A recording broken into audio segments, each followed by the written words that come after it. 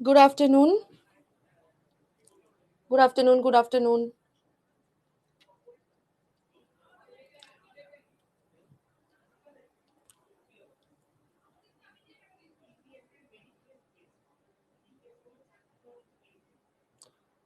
Shubhankar, folk ডান্সের class আমি করাবো, চিন্তা করো না, সব ক্লাসই পাবে।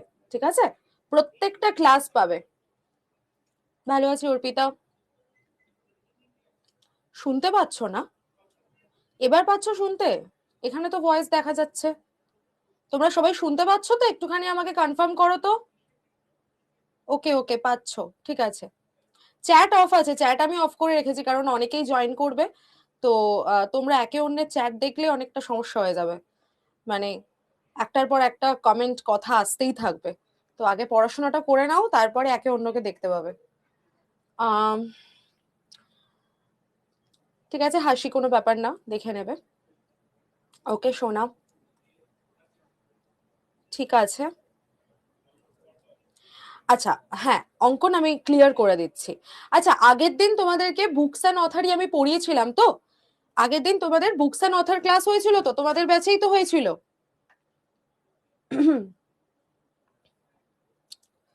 একটু বলো তো। হ্যাঁ, তো আজকে আমি বুকস অ্যান্ড অথারের যেটুকু পার্ট বাকি আছে সেটুকু একটু পড়িয়ে দিই, তারপরে ন্যাশনাল হাইওয়েটা আমি ধরবো। ঠিক আছে, যেটুকু পার্ট বাকি আছে একটুখানি করিয়ে দিই, তারপরে ন্যাশনাল হাইওয়েটা আমি যাব। এবার বিষয়টা হচ্ছে যে ন্যাশনাল হাইওয়ে খুব আহ, মানে বড় চ্যাপ্টার নয়, ছোট চ্যাপ্টার। জাস্ট আমাদেরকে একটু বুঝে পড়তে হবে, সেটা আমি তোমাদেরকে বুঝিয়ে দেবো, কোনো অসুবিধা নেই। বুকস অ্যান্ড অথারও আমাদের এমন একটা জায়গা যেখানে আমাদের অনেক কন্টেন্ট আছে, কারণ প্রচুর লোকের প্রচুর বই, অনেক কিছু মনে রাখতে হয়, মুখস্থ করতে হয়। তাই জন্য আমি আগে বুকস অ্যান্ড অথারটা একটু কমপ্লিট করে দিই, তারপর আমরা ন্যাশনাল হাইওয়েটাই যাব। ঠিক আছে। আহ হ্যাঁ বিপ্লব, ওকে, ঠিক আছে, চলো চলো। হ্যাঁ অর্ক মাহান্ত আসতেই পারে। যে যাদের যাদের নাম আমি এখানে পড়ালাম না, তাদের নাম থেকেই ঘুরিয়ে ফিরিয়ে প্রশ্ন আসে, এমন নয় যে আকাশ থেকে কোয়েশ্চেন করবে না। যেগুলো আমি পড়িয়েছি মোটামুটি এইগুলো থেকেই ঘুরিয়ে ফিরিয়ে বিভিন্ন বর্ষে, মানে বিভিন্ন বছরে বিভিন্ন রকম প্রশ্ন আসে। ঠিক আছে। আরেকটা জিনিস আমাদেরকে দেখতে হবে, সেটা হচ্ছে মানে যেগুলো আমি পড়াচ্ছি এগুলো তো স্ট্যাটিক, এই বইগুলো তো আগেই লেখা হয়ে গেছে, কিন্তু এমন কিছু কিছু বই তোমরা পাবে যেগুলো কারেন্ট অ্যাফেয়ার্স এর মধ্যে।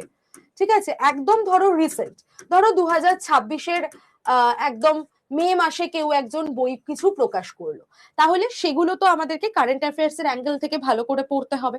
ধরে রাখো 2026-এর ডিসেম্বর অনওয়ার্ডস কোনো একটা বই সে প্রকাশিত হলো এবং সেটা কোনো একটা প্রাইজ জিতলো। বুকার প্রাইজ হতে পারে, বা আমাদের অন্য যে কোনো প্রাইজ হতে পারে, সরস্বতী সম্মান হতে পারে, সাহিত্য একাডেমি পুরস্কার হতে পারে, যা খুশি হতে পারে, জ্ঞানপীঠ হতে পারে, সেগুলো হয়তো জিতলো। তখন আমাদেরকে কিন্তু সেটার আপডেটটা রাখতে হবে। ঠিক আছে। তো আমি এই জন্যই প্রত্যেককে বলবো কারেন্ট অ্যাফেয়ার্স আর স্ট্যাটিক জিকে একদম সাইমালটেনাসলি এই জিনিসটাকে পড়া উচিত। মানে তুমি আলাদা করে জিকে পড়বে, আলাদা করে কারেন্ট অ্যাফেয়ার্স পড়বে, এমনটা করো না। হ্যাঁ, এইবার কিছু কিছু বিষয় থাকে, যেমন ধরো কারেন্ট অ্যাফেয়ার্স এর যেগুলো এক্সারসাইজ, মানে বিভিন্ন জায়গায় বিভিন্ন রকমের মহড়া চলছে, এগুলো তো স্ট্যাটিক জিকের পার্ট নয়, এগুলো স্ট্যাটিক জিকে পড়তেও হয় না। এগুলো শুধুমাত্র কারেন্ট অ্যাফেয়ার্স এর অ্যাঙ্গেল থেকে আমাদেরকে পড়তে হবে। যেমন ধরো জিআই ট্যাগের যেগুলো আগের থেকে জিআই ট্যাগ পেয়েছে, যেরকম ধরো দার্জিলিং চা, সেটা কত সালে জিআই ট্যাগ পেয়েছিল আমি বলে দিয়েছি। কিন্তু এমন কিছু জিআই ট্যাগ আছে যেগুলো হয়তো এই বছরেই হয়তো সামনের 1-2 মাসের মধ্যে পাবে, বা তারপরে গিয়ে পাবে, 3-4 মাস পরে পাবে। এবার তোমাদের পরীক্ষা যখন হবে, ধরে রাখো আমি অ্যাজ অ্যান এক্সাম্পল আমি বলছি 2027-এর জানুয়ারিতে তোমাদের পরীক্ষা হবে, তাহলে 2027-এর জানুয়ারির আগে অবধি যে আপডেট গুলো ঘটছে সেগুলো আমাদের কিন্তু খুব ভালো করে দেখে রাখতে হবে। যেরকম আমি আগের ক্লাস অবধিও, মানে এই জাস্ট দুদিনের আগের ক্লাস অবধিও যারা আমার স্টুডেন্ট ছিল তাদেরকে আমি বলতাম যে দেখো বাবা, 99 আমাদের রামসার সাইট রয়েছে, কিন্তু আমরা এইবার থেকে কি জানবো, জাস্ট দুদিন আগেই আপডেট এলো কি আমাদের 100তম রামসার সাইটের নাম ডিক্লেয়ার হয়ে গেছে। তার মানে কি এখন আমাদের 100তম রামসার সাইটের নামটাও কিন্তু জিকের অ্যাঙ্গেল থেকে খুব ইম্পর্টেন্ট হয়ে গেল, পাশাপাশি কারেন্ট অ্যাফেয়ার্স এর অ্যাঙ্গেল থেকেও ইম্পর্টেন্ট হয়ে গেল। তো এই রকমের আপডেট বা এই ধরনের আপগ্রেডেশন গুলো কিন্তু হতেই থাকে। তো পুরো মানে আমি জিকে মানে একদম এ টু জেড পুরো কমপ্লিট করে ফেলতে পারবো এরকমটা কিন্তু হয় না, সব সময় সমস্ত জিনিস আপডেট হয়। তো সেইগুলোর সঙ্গে নিজেদেরকে কিন্তু অ্যাকামস্ট্যান্ট হয়ে নিতে হবে। সেগুলো যখন যা আপডেট হচ্ছে সেগুলোকে পাশে খাতায় ছোট ছোট করে লিখে রাখা, এগুলো কিন্তু নিজেদেরকে করতে হবে। আমি এই জন্যই বলি যে নিজেরা হাতে তৈরি নোট তৈরি করো। মানে ক্লাস দেখছো, যদি কারোর কাছে কোনো বই থাকে সেই বই পড়ছো, তার পাশাপাশি ধরো কোনো মক টেস্ট প্র্যাকটিস করছো। তো এই বই, ক্লাস, মক টেস্ট এই সমস্ত কিছু থেকে যা যা কন্টেন্ট পাচ্ছ সেগুলোকে তো মুখস্থ করছো, করার সঙ্গে সঙ্গে নিজেরা হাতে লিখে লিখে নোট তৈরি করো, তাহলে অনেক তাড়াতাড়ি মুখস্থও হয়ে যাবে। তার সাথে সাথে তোমাদের একটা ডকুমেন্টেশনও থাকলো, পরের কোনো আপডেট আসলে তার পাশাপাশি ছোট ছোট করে তোমরা সেগুলোকে লিখে নিতে পারবে। অনিমেষ তুমি একটু ক্লাসটা ইয়ে করো, তোমার কি বলে একবার বেরিয়ে গিয়ে আরেকবার অন করো, তাহলে তোমার কাছে সাউন্ড আসবে। সাউন্ড কিন্তু সবাই শুনতে পাচ্ছে, ঠিক আছে? একদম সঙ্গীতা, শিখা ওরা বলছে যে ওরা ক্লাস রেডি করে নেয় নোট, একদমই তাই, আমি এটাই বলবো। ওকে অনিমেষ, ঠিক আছে। না অরিজিৎ, একদমই না। ঠিক আছে, ফোন দিয়ে রেজিস্ট্রেশন হ্যাঁ করা যাবে, ফোনের ডেস্কটপ মোডটাকে অন করে রাখবে। প্রিয়াঙ্কা জিজ্ঞাসা করেছে 100তম রামসার সাইটের নাম কি, বলো দেখি 100তম রামসার সাইটের কি নাম আছে, দেখি কে বলতে পারে। আমি এটা নিয়ে অলরেডি ভিডিও করে দিয়েছি, তার মানে আমার ক্লাস কেউ ফলো করো না তোমরা, এরম করলে কি করে হবে? ইউটিউবে আমি কিন্তু এটা নিয়ে অলরেডি ভিডিও করে দিয়েছি, বিভিন্ন চ্যানেলে শর্টসও করে দিয়েছি।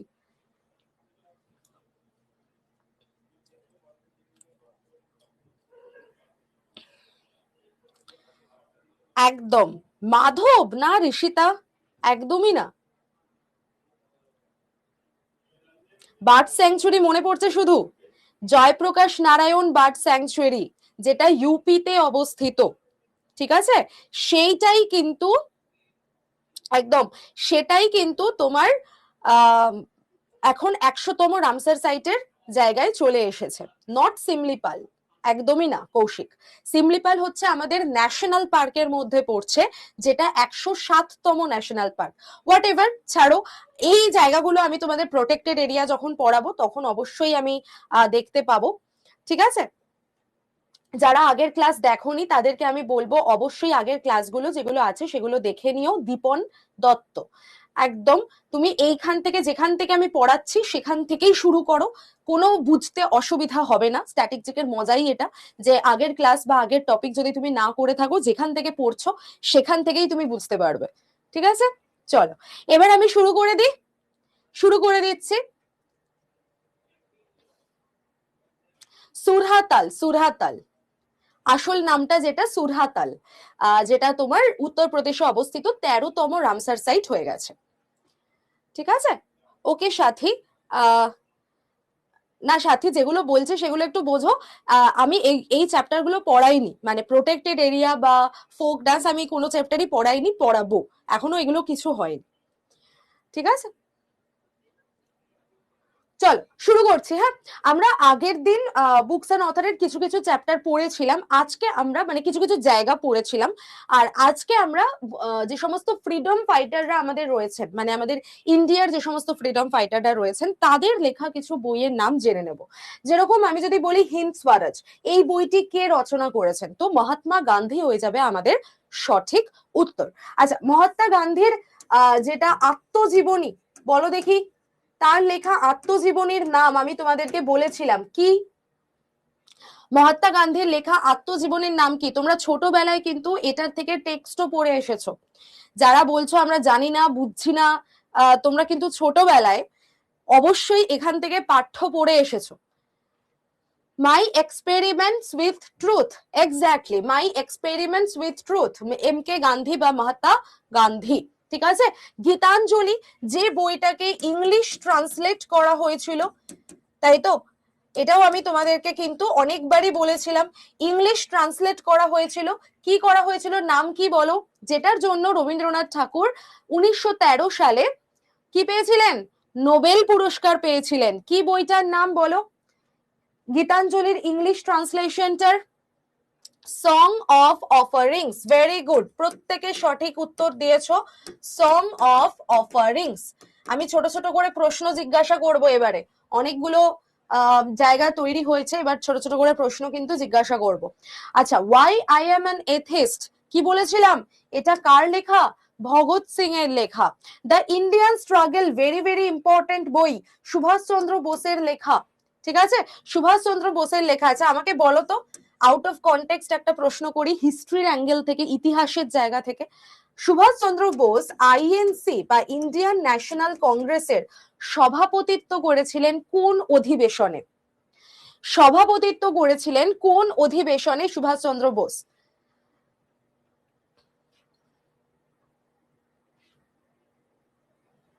বলো। রাজা, এখন যেটা পড়াচ্ছি সেটা একটু পড়ো, তারপরে বাকি প্রশ্ন উত্তর করবে, ঠিক আছে? Haripura session, very good. না, লখনৌ হবে না, হরিপুরা সেশন কত সাল? ত্রিপুরাও নয়, হরিপুরা কত সাল বলো? 1938, ভেরি গুড, একদম 1938।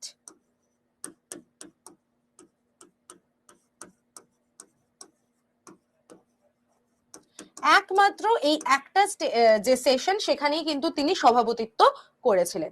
আচ্ছা, এবার চলে আসি আমরা poverty and un-British rule in India. এই বইটা ভীষণ বিখ্যাত বই এবং ভীষণ ইম্পর্টেন্ট একটা বই। বিভিন্ন বছরে বিভিন্ন জায়গাতে পরীক্ষায় প্রশ্ন এসেছে, ডাব্লিউবিসিএস থেকে শুরু করে, রেল থেকে শুরু করে, তোমার মিসলেনিয়াসের পরীক্ষা থেকে শুরু করে অনেক পরীক্ষায় কিন্তু তোমরা এই প্রশ্নটাকে পেতে পারো, বিভিন্ন ভাবে পেতে পারো। কিরকম, এই বইটা কে লিখেছেন? দাদাভাই নওরোজি এই বইটা লিখেছেন। দাদাভাই নওরোজিকে আমরা আর কি নামে জেনে থাকি? The grand old man of India. The grand old man of India এই নামে চিনে থাকি তো দাদাভাই নওরোজিকে। তিনি কি করেছিলেন? তিনি একমাত্র সবার প্রথম এই বিষয়টাকে বলেছিলেন যে ভারত থেকে সমস্ত সম্পত্তি ড্রেন্ড হয়ে যাচ্ছে, নিষ্কাশিত হয়ে যাচ্ছে। কোথায়, কোন দিকে? ব্রিটিশ বা তোমার ব্রিটেনের দিকে বা তোমার লন্ডনের দিকে। ঠিক আছে, the drain of wealth theory তিনি দিয়েছিলেন। তাহলে তার থিওরিটার নাম কি, যেটার উপরে এই বইটা লেখা? The drain of wealth theory. ঠিক আছে, এই থিওরি থেকেও কিন্তু প্রশ্ন আসতে পারে যে এই থিওরির উপরে লেখা বইয়ের নাম কি? তো আমাদের হবে poverty and un-British rule in India. এই থিওরিটি কে দিয়েছিলেন? দাদাভাই নওরোজি। দাদাভাই নওরোজির ড্রেন অফ ওয়েলথ থিওরির উপরে লেখা বইয়ের নাম কি? The poverty and un-British rule in India. এরকম বিভিন্ন ভাবে, বিভিন্ন ঘুরিয়ে ফিরিয়ে একই প্রশ্ন কিন্তু দিতে পারে, এটা একটুখানি খেয়াল রেখো। নেক্সট দেখো, চলে এসেছে ভারতের রাষ্ট্রপতি এবং যে সমস্ত প্রাইম মিনিস্টার ছিলেন তাদের লেখা বিভিন্ন বিখ্যাত বিখ্যাত বই, সেগুলো দেখে নিতে হবে। ডক্টর এপিজে আব্দুল কালামের লেখা বই আমি আগেও বলেছিলাম, ignited minds, India 2020, wings of fire, এই বইগুলো তার লেখা। তো আমরা এখানে আরেকবার পেয়ে গেলাম। জওহরলাল নেহেরুর লেখা Discovery of India, glimpses of world history বলেছিলাম। তাছাড়া তিনি তার মেয়ে বা তার কন্যা ইন্দিরা গান্ধীকে কিছু চিঠি লিখেছিলেন, সেই সমস্ত চিঠির একটা সংকলনও বেরিয়েছিল, the letters to my daughter. এই বইটাও কিন্তু, বা এই বইটা আমি জওহরলাল নেহরুর লেখা বলবো না, বাট তার একটা সংকলন বেরিয়েছিল, চিঠিগুলো জওহরলাল নেহরুর লেখা। ঠিক আছে, তো এগুলো আমরা দেখতে পাচ্ছি জওহরলাল নেহরুর ক্ষেত্রে। আচ্ছা, জওহরলাল নেহরুকে আমাদের স্বাধীন ভারতের প্রথম প্রধানমন্ত্রী, তাই তো? স্বাধীন ভারতের প্রথম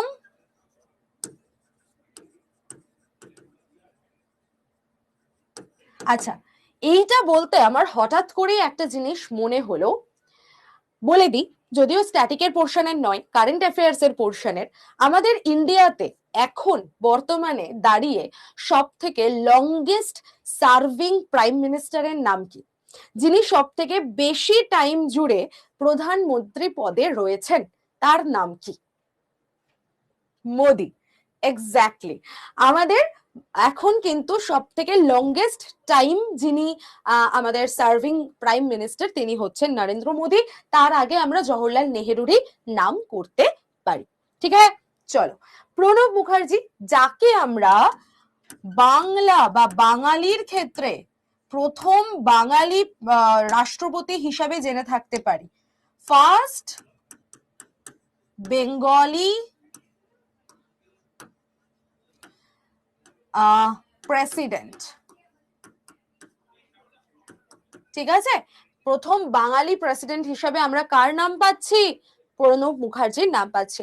তার লেখা যে বইগুলো রয়েছে দেখো, the presidential years, the coalition of years, মানে কি তিনি তার সময়কালে যে টাইমটা তিনি প্রেসিডেন্ট পদে ছিলেন সেই টাইমটাতে তার যা এক্সপিরিয়েন্স হয়েছে সেইগুলোর উপর লেখা বই হচ্ছে এটা, দ্য প্রেসিডেন্সিয়াল ইয়ার্স। মানে তার ওই রাষ্ট্রপতি থাকাকালীন সেই সময় ভারতের সামাজিক অবস্থা, তার দায়িত্ব, ঠিক আছে, এই সমস্ত কিছু নিয়ে তার যে অভিজ্ঞতা হয়েছিল সেটার উপরেই কিন্তু তিনি বইটা লিখেছিলেন। প্রণব মুখার্জি বাই প্রফেশন বা তিনি যেটা নিয়ে পড়াশোনা করেছিলেন সেটা কি জানো? কেউ জানো? একদম 2019 সালে ভারত রত্নও পেয়েছিলেন প্রণব মুখার্জি। Very good. তো এবার বলো তো আমাকে, প্রণব মুখার্জি তিনি কি নিয়ে পড়াশোনা করেছিলেন? একদম ভেরি গুড সংঘমিত্রা, ইকোনমিক্স। ইকোনমিক্স, হ্যাঁ অনেকেই ঠিক বলেছো, ইকোনমিক্স না। মুস্কান ল বলেছে, না ল হবে না, ইকোনমিক্স। তিনি কিন্তু একজন অত্যন্ত কি বলবো এফিশিয়েন্ট ইকোনমিস্ট ছিলেন। ঠিক আছে, শুধু তিনি কেন, আমরা অনেকের নামই এখানে বলতে পারি, যেরকম ধরো আমাদের মনমোহন সিং। মনমোহন সিং এর নামও কিন্তু আমরা এক্ষেত্রে করতে পারি, যিনি একজন খুব বড় ইকোনমিস্ট ছিলেন এবং তিনি অর্থমন্ত্রী হিসাবেও তো আমাদের দায়িত্বে, ভারতের দায়িত্বে ছিলেন। ঠিক আছে, ওকে। এবার আমরা চলে আসি, সরি মুছেও গেল, বোঝো কাণ্ড।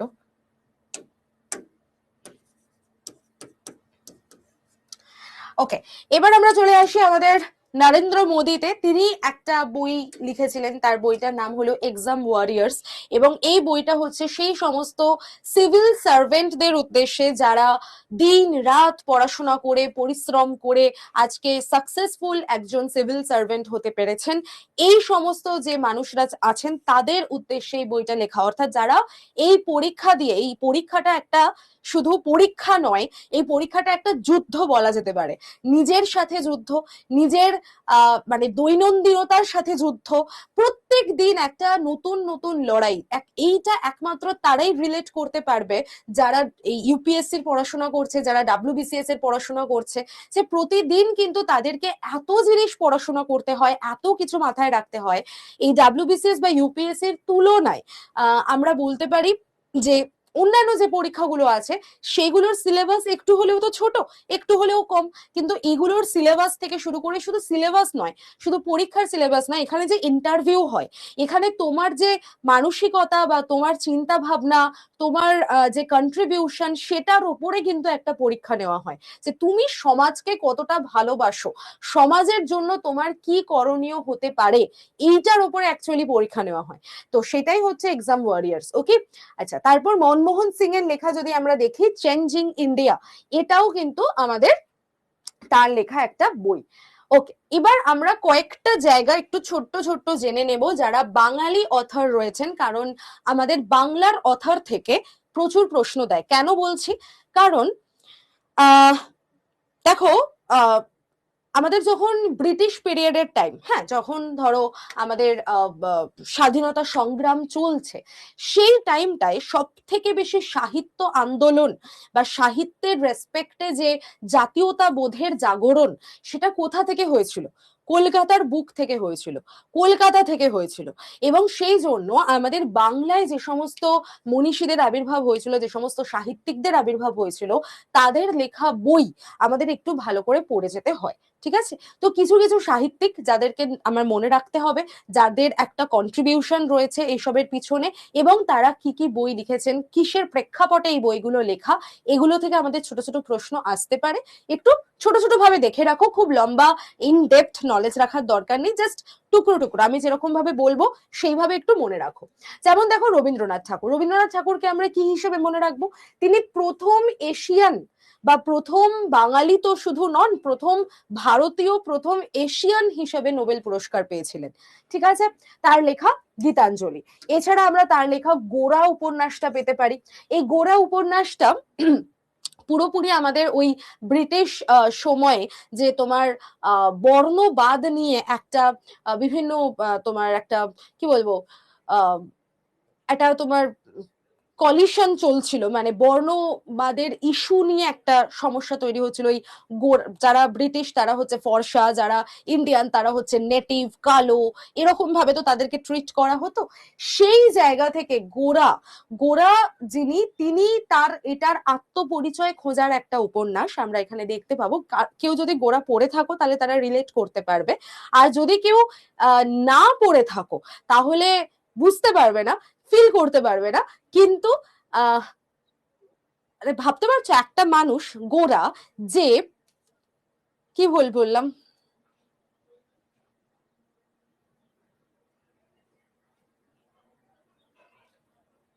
রবি ঠাকুর স্বদেশী আন্দোলনের সমালোচনা করেছেন না রঞ্জন? এরকম টাইপের ব্যাপারটা তো নয়।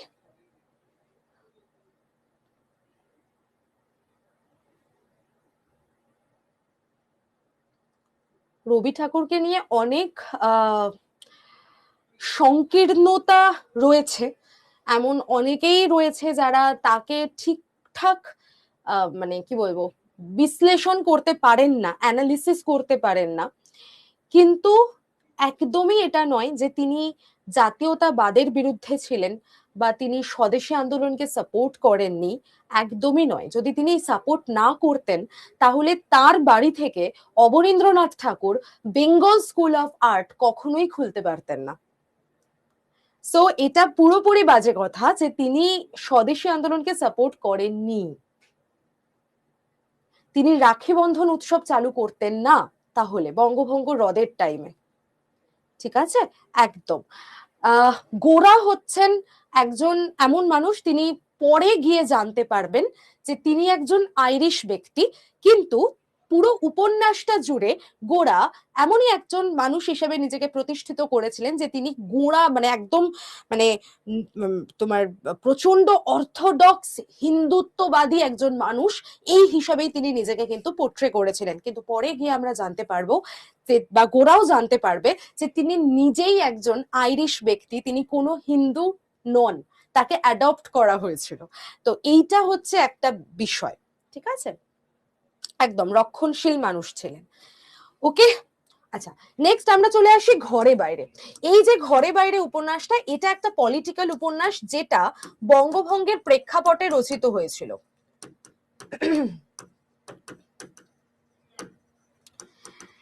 প্লিজ আমি বলবো যে এই ঘরে বাইরে সিনেমা দেখে তোমরা ঘরে বাইরে উপন্যাসটাকে জাজ করতে যেও না। ঘরে বাইরে সিনেমা তার যে বক্তব্য এবং ঘরে বাইরে উপন্যাস তার যে বক্তব্য, দুটো কমপ্লিটলি আলাদা। সো উপন্যাসটা উপন্যাসের মতো করেই পড়বে বা উপন্যাসের মতো করেই দেখবে, সেটা আরো অনেক সুন্দর, আরো অনেক ব্রড মাইন্ডের একটা উপন্যাস, যেটা বঙ্গভঙ্গের প্রেক্ষাপটে লেখা রাজনৈতিক উপন্যাস। ওকে, চোখের বালি উপন্যাসটা আমরা একটা সামাজিক উপন্যাস হিসেবে দেখি। আচ্ছা, শেষের কবিতা, এখানে বানানটা একটু ভুল আছে, শেষের কবিতা, এটা কিন্তু জেনে রাখো কোনো উপন্যাস নয়, এই সরি কোনো কবিতা নয়, এটা কিন্তু একটি উপন্যাস। ঠিক আছে, শেষের কবিতা এটি একটি দার্শনিক রোম্যান্স উপন্যাস আমরা বলতে পারি। এর মধ্যে ফিলোসফি আছে, এর মধ্যে রোমান্স আছে, এর মধ্যে সমালোচনা আছে। কিসের সমালোচনা? রবীন্দ্রনাথের নিজের নিজেকে করা সমালোচনা। তিনি নিজেই নিজেকে সমালোচিত করেছেন শেষের কবিতা উপন্যাসে। তাই তার মতো মানুষের সাথে না অন্যান্য মানুষের তুলনাও হয় না, যে নিজের সমালোচনা নিজের লেখার মধ্যে দিয়ে করতে পারেন এবং তিনি নিজেকে ভাঙতে পারেন এখানে। হ্যাঁ, যুগের সাথে সাথে এগিয়ে চলা। আমি একটা ফিলোসফি আইডিওলজিতে বিশ্বাস করি, কিন্তু অন্যজন হয়তো সেই আইডিওলজিতে বিশ্বাসী নন, হতেই পারে সেটা, কিন্তু আমি তাকে সাপোর্ট করে নিজের আইডিওলজিকে ভেঙে গিয়ে আমি দেখবো যে তিনি ঠিক কিনা, সেইটা সেই কাজটা যে করে দেখাতে পারে সে মানুষের পর্যায়ে পড়ে না, তাকে ভগবানের পর্যায়েতেই ফেলতে হয়। তো সেই রকম একজন ব্যক্তিত্ব হচ্ছেন রবীন্দ্রনাথ ঠাকুর, যিনি তার নিজের সাহিত্যের মধ্যে দিয়ে নিজেকে সমালোচনা করেছিলেন। ঠিক আছে, একদম। অমিত, অমিত, অমিত নয়, অমিত, কেতকী, লাবণ্য,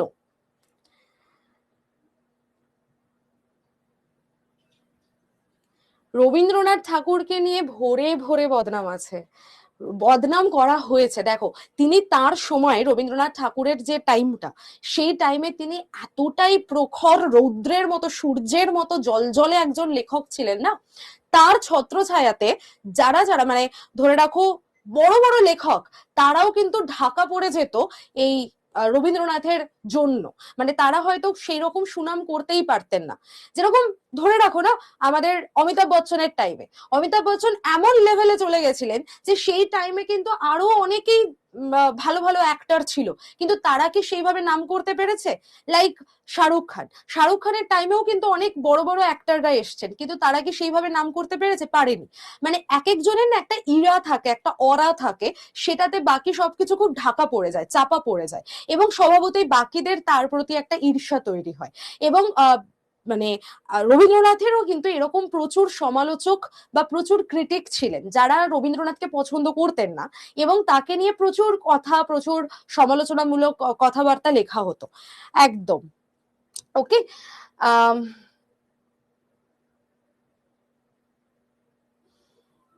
ঠিক আছে, চলো নেক্সট আমরা চলে আসি পরেরটায়। পরেরটায় চলে আসি, সেটা হচ্ছে বঙ্কিমচন্দ্র চট্টোপাধ্যায়। তাকে নিয়েও কিন্তু আমাদের জেনে রাখতে হবে কয়েকটা জায়গা। এক নম্বর হলো, তিনি আধুনিক বাংলা এবং উপন্যাসের প্রতীক ছিলেন। মানে তাকে আমরা কিন্তু আধুনিক বলতে পারো, মডার্ন বাংলা লিটারেচার বা বাংলা সাহিত্যের, গদ্য সাহিত্যের জনক বলা হয়।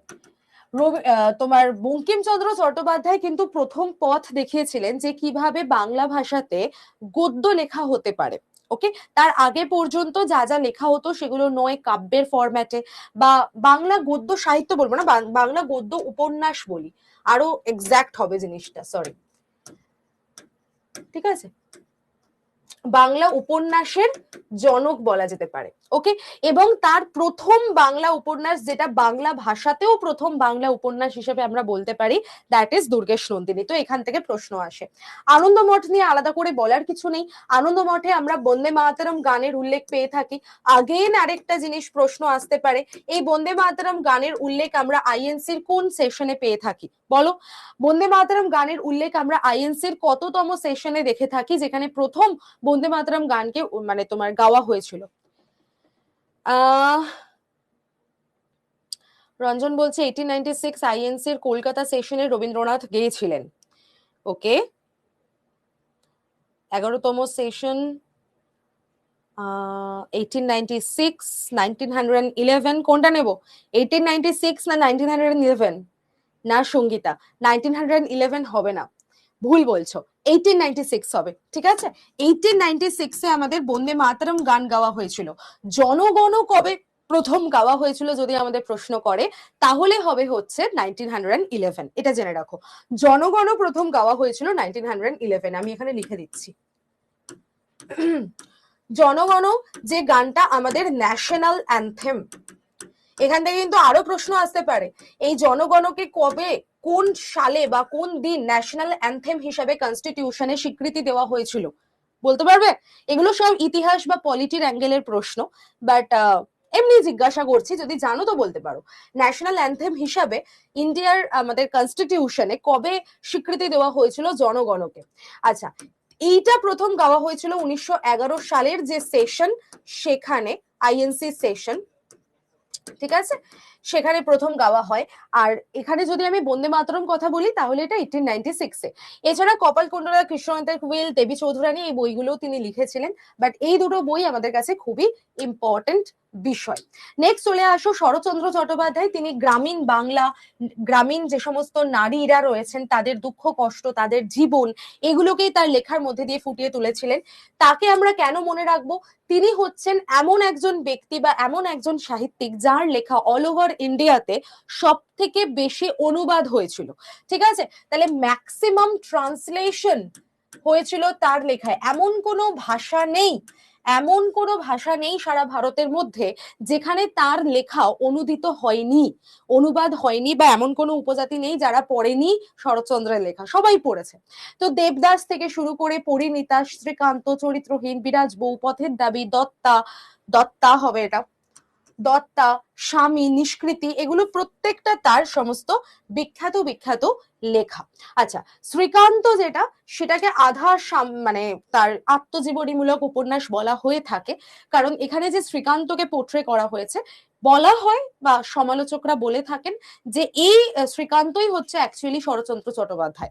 শ্রীকান্তের যেরকম লাইফস্টাইল বা শ্রীকান্ত যেরকম ভাবে সেখানে পোট্রে হয়েছে, সেটা অ্যাকচুয়ালি শরৎচন্দ্র চট্টোপাধ্যায়ের জীবন। আচ্ছা, এবার আমরা চলে আসি বিভূতিভূষণ বন্দ্যোপাধ্যায়তে। প্রশ্ন দেয় এখান থেকে যেগুলো, পথের পাঁচালী খুব প্রশ্ন দেয়। সত্যজিৎ রায় এটাকে চলচ্চিত্রে রূপান্তরিত করেছিলেন, জানো নিশ্চয়ই।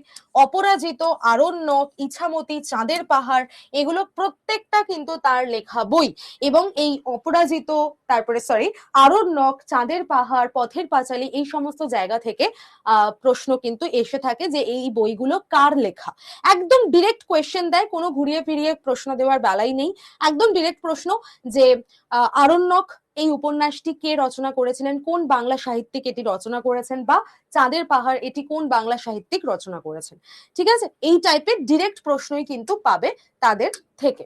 আচ্ছা, মানিক বন্দ্যোপাধ্যায়ের কথা আমরা কেন পড়বো? কারণ তিনি মনস্তত্ত্ব নিয়ে উপন্যাস লিখতেন এবং তিনি একজন কোর বলতে পারো কমিউনিস্ট ছিলেন, এবং সেই কমিউনিজমের যে আদর্শ সেটা তার লেখার প্রত্যেকটা লেখার মধ্যে ফুটে উঠতো। মার্কসিজম, কমিউনিজম, এইগুলো তার লেখার মধ্যে খুব বেশি করে ফুটে উঠতো। এবং এখান থেকেও প্রশ্ন আসতে পারে যে কোন বাংলা সাহিত্যিকের লেখায় নিচের, মানে ধরে দেখো এরকম বলতে পারে যে নিচের যে অপশনগুলো রয়েছে বা নিচে দেওয়া কোন বাংলা সাহিত্যিকের লেখার মধ্যে আমরা সব থেকে বেশি পরিমাণে মার্কসিজম বা কমিউনিজমের ছায়া পেয়ে থাকি। তো সেটা আমাদের উত্তর কি হয়ে যাবে? মানিক বন্দ্যোপাধ্যায়। ঠিক আছে, তার লেখা বিভিন্ন উপন্যাস রয়েছে, তার মধ্যে প্রথম যে উপন্যাসটা তিনি লিখেছিলেন দ্যাট ইজ জননী, এবং এটা কত সালে প্রকাশিত হয়েছিল? 1935 সালে প্রকাশিত হয়েছিল। এছাড়া পদ্মা নদীর মাঝি প্রচন্ড ইম্পর্টেন্ট, এবং পুতুল নাচের ইতিকথা ভেরি ভেরি ইম্পর্টেন্ট। এই দুটো বই খুব ভালো করে কিন্তু মুখস্থ রাখবে। ঠিক আছে,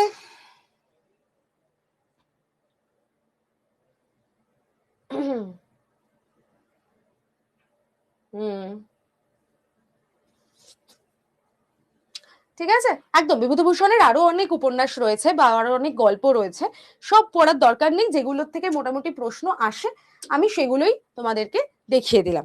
এবার দেখো তারাশঙ্কর বন্দ্যোপাধ্যায়, তিনি গ্রামীণ জীবন, আদিবাসী সংগ্রাম, এগুলো নিয়ে তিনি তোমার কবিতা, কি বলবো, গল্প উপন্যাস লিখেছেন। Ganadevata very very important, Jnanpith পুরস্কার জিতেছিলেন। বলতো গণদেবতা কত সালে জ্ঞানপীঠ পুরস্কার জিতেছে? এছাড়া আমরা জলসাঘর দেখতে পাই, যেখানে উত্তম কুমার অভিনয় করেছিলেন। জলসাঘরে সত্যজিৎ রায়ের একটা চলচ্চিত্র, 1966। ভেরি গুড, একদম 1966। বাকিরাও বলো, শুধু কয়েকজনই প্রশ্নের উত্তর করছে, বাকিরাও বলো। একদম একদম না বাবা, 1800 তো হবেই না, 1800 কোনো গল্পই নেই। 1966-এ তিনি তিনি মানে পেয়েছিলেন পুরস্কার। ঠিক আছে, ওকে।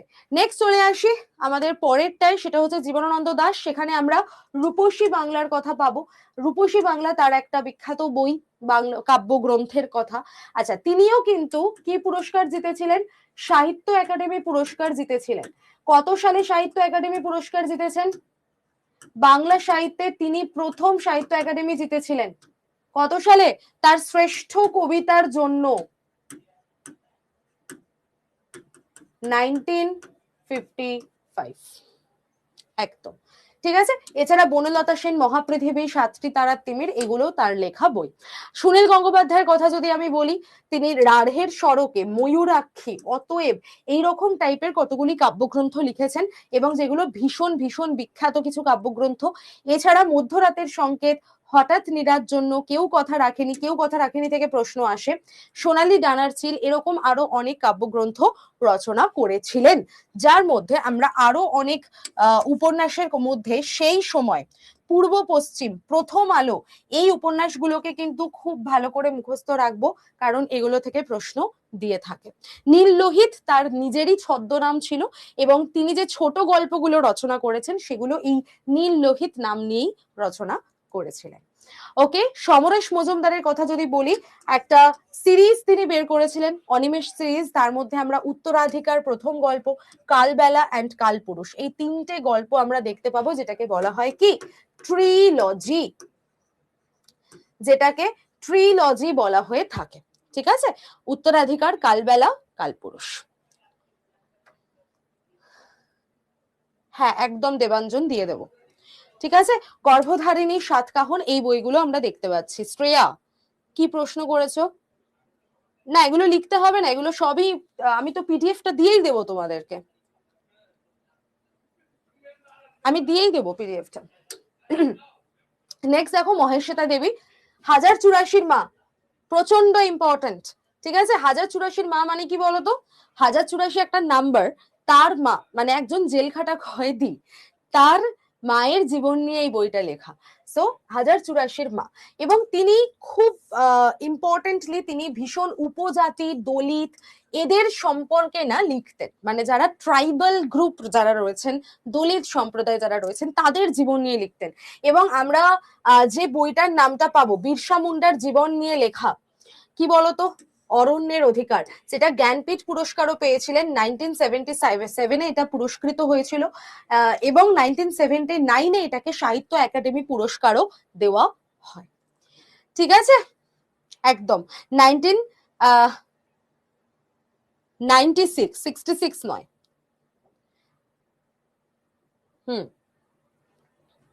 একদম ইয়ার আসতেই পারে, আসবে না একদম আমি বলতে পারি না। আচ্ছা এবার আমি বলে দিই যে যে সমস্ত আমরা বিখ্যাত সিরিজ বা বিখ্যাত একটা হয় না যে গল্পের একটা সিরিজ, সেই রকম যদি আমরা কারোর পাই, তাহলে দেখো ব্যোমকেশ বক্সী সিরিজ আমরা শরদিন্দু বন্দ্যোপাধ্যায়ের পেয়ে থাকি। তারপরে দেখো সত্যজিৎ রায়ের আমরা ফেলুদা সিরিজ পাই, পুরো গোয়েন্দা সিরিজ। ঠিক আছে, তাছাড়া আমরা রাজশেখর বসু, যার আরেক নাম হলো পরশুরাম, ছদ্মনাম থেকে কিন্তু প্রশ্ন আসে। তো রাজশেখর বসুর ছদ্মনাম পরশুরাম, তিনি গড্ডালিকা, হনুমানের স্বপ্ন, এই বইগুলো আমরা দেখতে পাই। লীলা মজুমদারের লেখা প্রদীপ ইসির বর্মী বাক্স, ভীষণই ইন্টারেস্টিং এবং চিলড্রেন্স ফিকশন হিসেবে আমরা দেখতে পাচ্ছি। নারায়ণ গঙ্গোপাধ্যায় টেনিদা সিরিজ, বুদ্ধদেব গুহর মধুকুরি, রিজুদা সিরিজ থেকেও কিন্তু প্রশ্ন আসে। সিরিজের নাম দিয়ে প্রশ্ন দিতে পারে যে রিজুদা সিরিজ কোন লেখকের লেখা, বা বলতে পারে কাকাবাবু সিরিজ বলতো কোন লেখকের লেখা, কাকাবাবু। শঙ্কু সমগ্র, একদম শঙ্কুর যেটা সেটা হচ্ছে আমাদের সত্যজিৎ রায়ের লেখা। কাকাবাবু কার লেখা? কাকাবাবু সিরিজ সুনীল গঙ্গোপাধ্যায়, একদম সুনীল গঙ্গোপাধ্যায় থেকে প্রশ্ন আসতে পারে। ঠিক আছে, আচ্ছা এখানে পুরো একটা লিস্ট তোমাদেরকে দিয়ে দেওয়া আছে বিখ্যাত বাঙালি লেখক যারা রয়েছেন এবং তাদের কি কি ছদ্মনাম রয়েছে। যেমন রবীন্দ্রনাথ ঠাকুর, ভানু সিংহ, আন্নাগালি পাকরাশি, রবি শশী, ভানু সিংহ, এই টাইপের প্রশ্ন আসতে পারে। সৈয়দ মুস্তফা আলীর হচ্ছে সত্যপীর, ওমর খৈয়াম। ঠিক আছে, মেন যারা রয়েছে তাদেরগুলোই মনে রাখো, সবার মনে রাখার দরকার নেই। রবীন্দ্রনাথ ঠাকুর, শরদিন্দু বন্দ্যোপাধ্যায়, মানিক বন্দ্যোপাধ্যায়, সমরেশ মজুমদার, সমরেশ বসু থেকে ম্যাক্সিমাম প্রশ্ন আসে, মজুমদারের থেকেও ইম্পর্টেন্ট হচ্ছে সমরেশ বসু, কালকুট নামে তিনি লিখতেন। সুনীল গঙ্গোপাধ্যায়ের নীল লোহিত। ঠিক আছে, এগুলো। দেন চলে আসো হচ্ছে আমাদের এখানে Nazrul Islam, ব্যাঙাচি, very very important, প্রশ্ন দেয়। সুকুমার রায় তাতা, শক্তি চট্টোপাধ্যায়, রূপচাঁদ পক্ষী, খুব প্রশ্ন দেয়। শরৎচন্দ্র চট্টোপাধ্যায়, অনিলা দেবী, প্রচন্ড ইম্পর্টেন্ট। রাজশেখর বসু, পরশুরাম, খুব ইম্পর্টেন্ট। বলাইচাঁদ মুখোপাধ্যায়, বনফুল, ভেরি ভেরি ইম্পর্টেন্ট, এগুলো দিয়ে থাকে। আচ্ছা এখানে কালী প্রসন্ন সিংহ, ভেরি ভেরি ইম্পর্টেন্ট। ঠিক আছে, এগুলো একটু দেখে রাখবেন। নেক্সট এদিকে চলে আসো, এখানে যদি আমরা বলি নারায়ণ গঙ্গোপাধ্যায়, সুনন্দ, দেবেশ রায়, বেদুইন, তারপরে হচ্ছে তোমার Pramatha Chowdhury, Birbal, very very important. আচ্ছা, এছাড়া পূর্ণেন্দু পত্রী, সমুদ্রগুপ্ত, এগুলো একটু ভালো করে দেখে রাখবে। প্রেমাঙ্কুর আতর্থীর লেখা মহাস্থবির জাতক, আর ওই মহাস্থবির জাতক থেকেই তার ছদ্মনাম হচ্ছে মহাস্থবির, এই হিসাবে ডাকা হয়ে থাকে। তো এগুলো কিছু কিছু ইম্পর্টেন্ট জিনিসপত্র যেগুলো আমি দাগ দিয়ে দিলাম।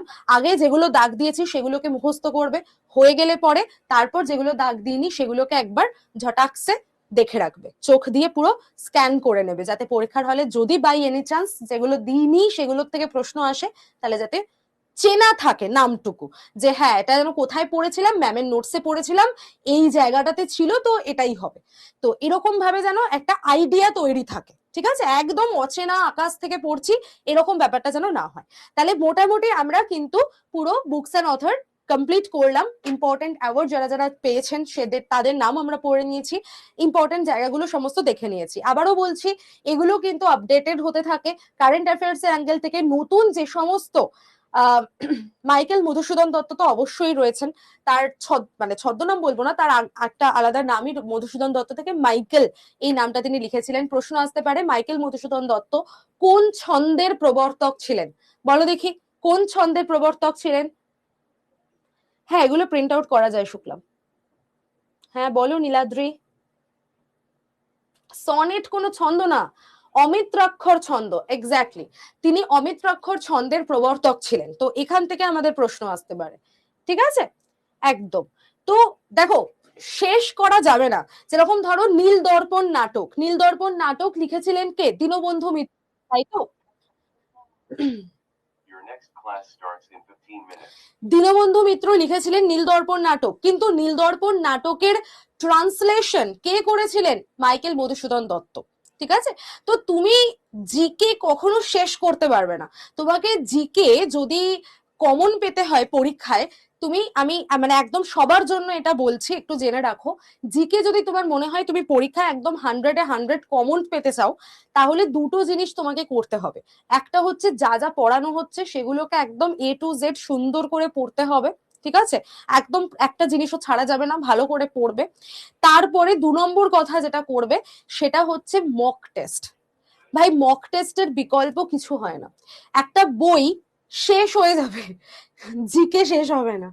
বই শেষ হয়ে যাবে, 1000 পাতা, 2000 পাতা, 3000 পাতার বই লেখা হয়ে যায় জিকে দিয়ে, কিন্তু শেষ হবে না তাও। তাই জিকে আনলিমিটেড একটা বিষয়, মানে ওটা তুমি একটা মানে কি বলবো, অকুল সমুদ্র বলা যেতে পারে, যেটার কোনো কুল কিনারা তুমি দেখতে পাবে না। কিন্তু তোমাকে পরীক্ষায় কাট অফ তো ক্লিয়ার করতে হবে।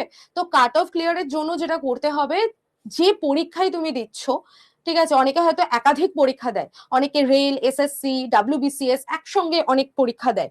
তো আমি প্রত্যেকের জন্যই বলবো যে যারা যেই পরীক্ষা দিচ্ছ না কেন, সেই পরীক্ষা ওরিয়েন্টেড এমসিকিউ বা সেই পরীক্ষা ওরিয়েন্টেড মক টেস্ট খুব খুব খুব বেশি করে প্র্যাকটিস করো। যত বেশি প্র্যাকটিস করবে, কোয়েশ্চেন কিরকম আসছে তার আইডিয়া তৈরি হবে, তার ধারণা তৈরি হবে। তো সেইভাবে কিন্তু নিজেকে তুমি প্রিপেয়ার করতে পারবে, তবে গিয়ে তুমি পরীক্ষার হলে কোয়েশ্চেন কমন পাবে। তো class note plus mock test, এই দুটোকে ছেড়ো না। বই পড়ে পাগল হয়ে যাবে বই, আমি ওই জন্য জিকের বই কাউকে সাজেস্ট করি না, মানে বলি না যে কেন কেন কেন না, জিকের বই পড়ে তুমি শেষ করতে পারবে না, প্রচুর কিছু ইনফরমেশন থাকে, মাথা আরো ঘেটে যাবে, ঠিক আছে? মক টেস্টের জন্য বই নয় টুসি, একদম না। মক টেস্টের জন্য বই কিনবে না, প্র্যাকটিসের জন্য বই তুমি নিতে পারো, যে আমার এরকম একটা চ্যাপ্টার পড়লাম, সেই চ্যাপ্টার থেকে 10টা প্রশ্ন আমি প্র্যাকটিস করতে পারি, তুমি নিতে পারো, কোনো অসুবিধা নেই। মক টেস্টের জন্য বই খবরদার কিনবে না। মক টেস্ট টেস্ট প্রাইম থেকে দিতে পারো, টেস্ট প্রাইম থেকে একদম তোমার টাইম ধরে, এই টাইমের মধ্যে তোমাকে এই মকটে এই 10টা প্রশ্নের উত্তর দিতে হবে। কুইজ দাও ছোট ছোট, আমাদের আড্ডা 24/7 অ্যাপের মধ্যেই থাকে কুইজ, তো এই কুইজ দাও ছোট ছোট, মক দাও ছোট ছোট, এগুলো দিতে থাকো, ঠিক আছে? পিডিএফ আমি আপলোড করে দেবো, কোনো চাপ নেই। আচ্ছা, কটা বাজলো বলো তো, তাহলে আমি একটুখানি হাইওয়েটা একটু ধরবো, ঠিক আছে? হাইওয়েটা একটুখানি আমি জাস্ট শুরুর দিকটা একটুখানি পড়িয়ে দিই তোমাদেরকে, তাহলে জিনিসটা শুরু হয়ে মানে চলবে। ওকে, দাঁড়াও, এটাতে আমি সেভ করি আগে,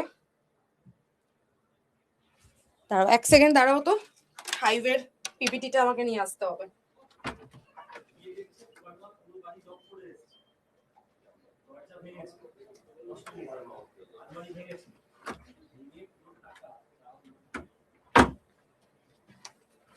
একটু ওয়েট করো, এটা তো সেভ হয়েছে।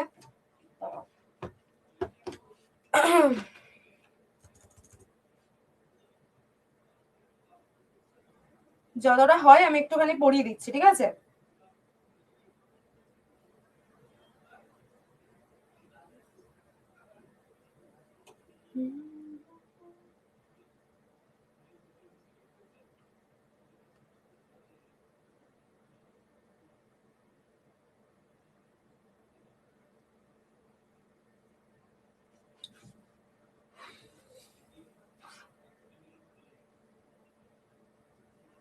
এক সেকেন্ড দাঁড়াও।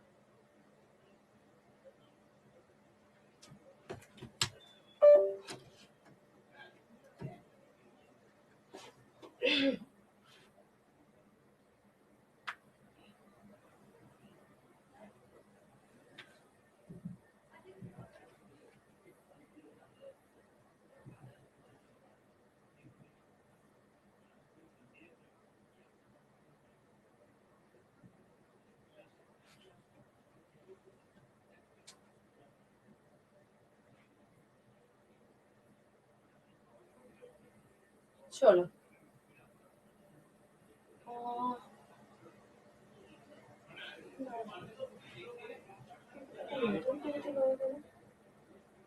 এক সেকেন্ড দাঁড়াও তো, জাস্ট ওয়েট আ মিনিট।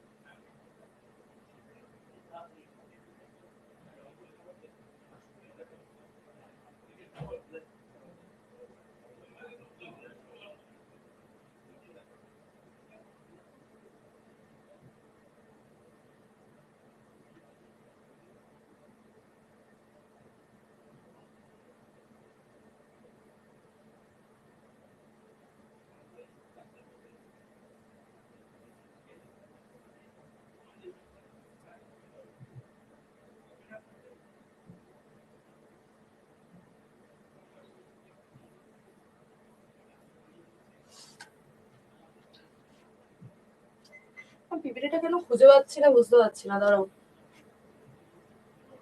মাঝখানটা হারিয়ে গেল, দাঁড়াও তো।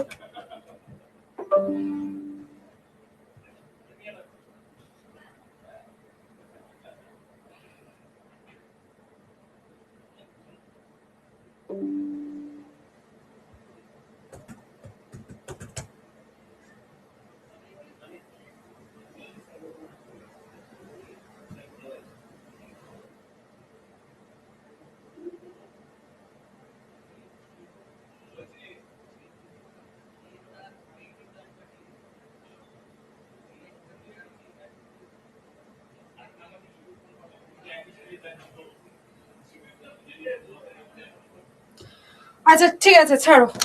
আমি জানি না কেন পিপিটিটা আমি এই পেন ড্রাইভটা বা এই ল্যাপটপের মধ্যে আমি খুঁজে পাচ্ছি না। I am really really very very sorry. হতে পারে কিছু একটা মিসকমিউনিকেশনের জন্য, মানে এর জন্য কিছু একটা ভাবে এটা এখন শো করছে না। তো যাই হোক, একটা কাজ করি, বোর্ডের লেখা ঝাপসা লাগছে তাহলে সেটা তোমার নেটের প্রবলেম, বোর্ডের লেখা কিন্তু ঝাপসা নয়, ঠিক আছে? আচ্ছা একটা কাজ করছি, এতদিন যা যা পড়িয়েছি আমি একটু পড়া ধরবো, 2 মিনিট একটু পড়া ধরে নি। রুক্মিণী দেবী অরুণডালে তিনি কোন নাচের সাথে যুক্ত? হেজি লাগছে, ঠিক আছে এখন আর দেখার দরকার নেই, বাদ দাও। আমি তো বোর্ডে কিছু লিখছি না, বোর্ডে কিছু দেখছিও না, আমাকে দেখতে পাচ্ছ তো। এবার উত্তর করো। ভরতনাট্যম, একদম ভেরি গুড। আচ্ছা, বিরজু মহারাজ কোন নাচের সাথে যুক্ত? বিরজু মহারাজ কোন নাচের সাথে যুক্ত বলো? Kathak, very good. আচ্ছা কত্থক নাচে কি আমরা ঘরানা ইউজ করি?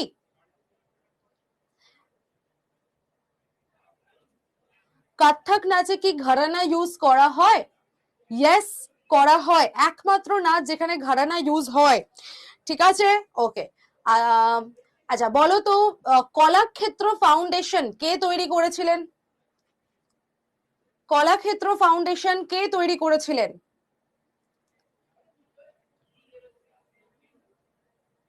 দেখি।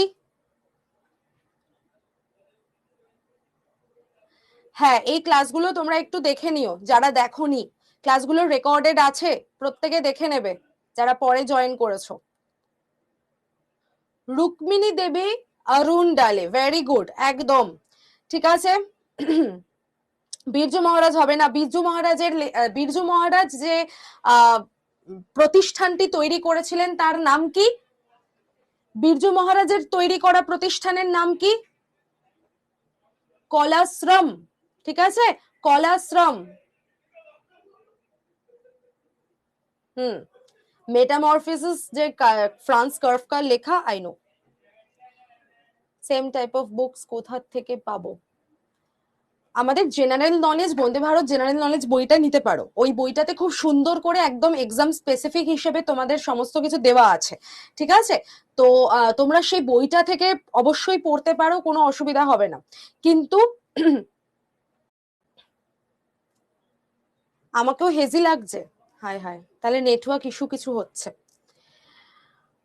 ন্যাশনাল হাইওয়ে আমি পড়িয়ে দেবো, কোনো চিন্তা নেই। আচ্ছা আরেকটা কথা আমি বলে দিই, আগামীকাল তো তোমাদের ক্লাস নেই, তার পরের দিনকে 12 তারিখে বোধহয় তোমাদের সাথে আমার ক্লাস ছিল, কিন্তু ওই ক্লাসটা আমি ক্যান্সেল করে রবিবার দিন করাবো, মানে 14 তারিখে করাবো, ঠিক আছে? তো এটা কিন্তু প্রত্যেকে একটু দেখে নিও, 14 তারিখে আমি ওই রবিবার মানে গতকাল না, আগামীকাল পরশুর ক্লাসটা, মানে আগামীকাল না 12 তারিখের ক্লাসটা 14 তারিখে করাবো, ঠিক আছে?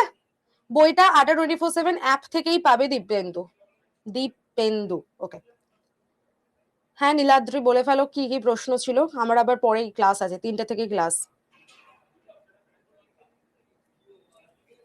আচ্ছা যারা যারা লিভ করছো তাদেরকে বলে দিই অবশ্যই কিন্তু রেটিংটা দিয়ে দিও ক্লাসের, ঠিক আছে? ক্লাসের রেটিংটা প্রত্যেকে দিয়ে দিও। আই নো ডাব্লিউবিসিএস এক্সাম আছে, আমি সেই জন্যই অফিসে আসবো।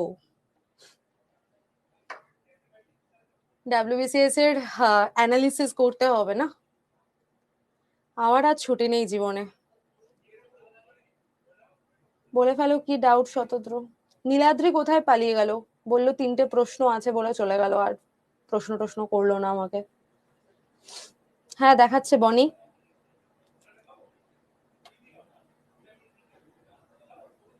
আমি শুধু জিকের ক্লাস নিই, হ্যাঁ বলতে পারো নি, বাট সময় সময় জিএস কারেন্ট অ্যাফেয়ার্স এর ক্লাসও নিই, পলিটি ইকোনমি কারেন্ট অ্যাফেয়ার্স এগুলোও আমি নিই,